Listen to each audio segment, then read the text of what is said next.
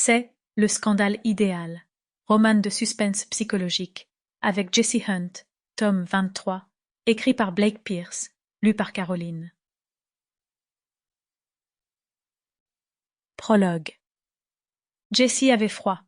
Elle n'y pouvait rien parce qu'elle était allongée sur le flanc sur le siège arrière d'une vieille berline, menottée, pendant que la voiture dans laquelle elle se trouvait fonçait dans la nuit sur une autoroute et l'emmenait vers une destination inconnue, loin de Los Angeles.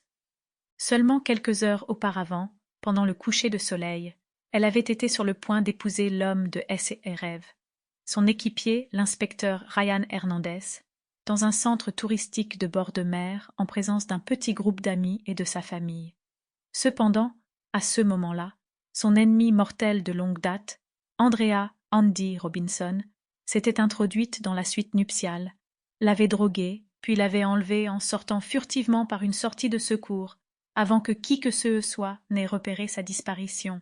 À présent, Andy, qui était en train de conduire la berline, affirmait que Jessie et elle allèrent vivre une sorte de nouvelle vie ensemble. « Tu apprendras à aimer notre minuscule univers commun », étaient les mots particuliers que Jessie avait le mieux retenus de tous ceux qu'Andy avait prononcés. Cela prouvait encore plus qu'Andy Robinson était dangereusement perturbé. Mais bon, il n'était plus nécessaire de le prouver depuis longtemps. Après tout, cette femme avait assassiné au moins une personne, essayé une fois de tuer Jessie et coordonné les meurtres de plusieurs autres civils innocents. Les cheveux blonds d'Andy battaient frénétiquement autour de son visage parce que le vent entrait par la vitre ouverte. Elle jeta un coup d'œil en arrière et Jessie aperçut brièvement son visage dans le rétroviseur, dans la lumière d'un lampadaire de l'autoroute. L'expression d'Andy n'était pas vraiment hystérique.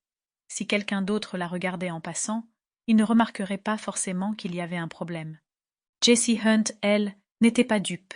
Elle reconnaissait le sourire trop large, la tension dans les muscles du cou et surtout les yeux bleus éclatants dont le regard paraissait d'une façon ou d'une autre encore plus intense que d'habitude.